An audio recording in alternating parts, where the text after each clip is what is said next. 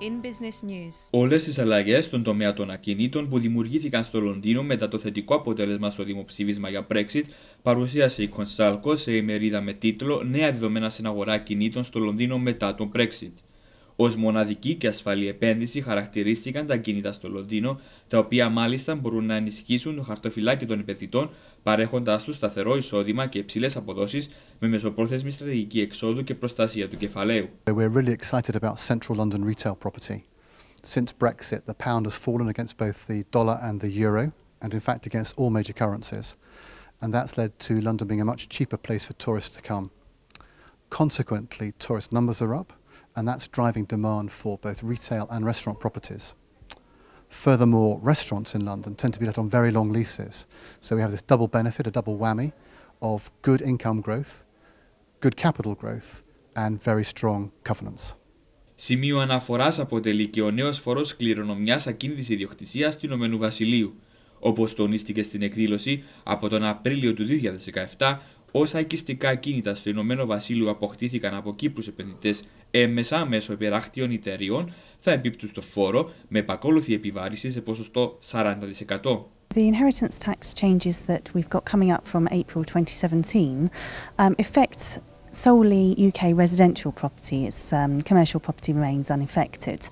The point is that from April 2017, if you own UK residential property through an offshore company, whereas before the rule change you would have been able to say, well, what I own is shares in an offshore company rather than UK citus assets, so provided you're a non-dom, the asset will fall outside of your estate for UK inheritance tax purposes.